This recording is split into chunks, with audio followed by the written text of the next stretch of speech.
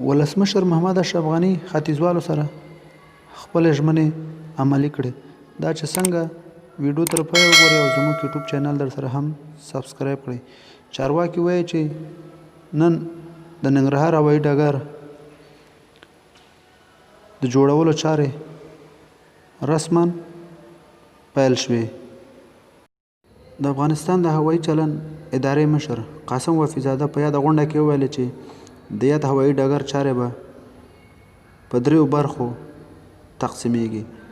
لومړی به حیاته، دوام به داخلي کار او دریم به پکې یو ترمینل جوړیږي چې د یاد هوایي ډګر باندې تر 30 میلیونه نه تر 40 میلیونه امریکایي ډالر مصارف راځي. همداراز د چارو ادارې مشر محمود فضلي هم خبرې وکړې او ویل چې د هوایي ډګر کیفیت ته به ډیره پاملرنه وکړي ترڅو د یاد هوایي ډګر په نړیوال معیارونو برابر وي. ګرانو لیدونکو، تاسو د افغانستان دولت د دې کار په اړه څه نظر لرئ؟ خپل نظر موږ سره په کمنټ کې شریک کړئ او زموږ یوټیوب چینل در سره هم سبسکرایب کړئ.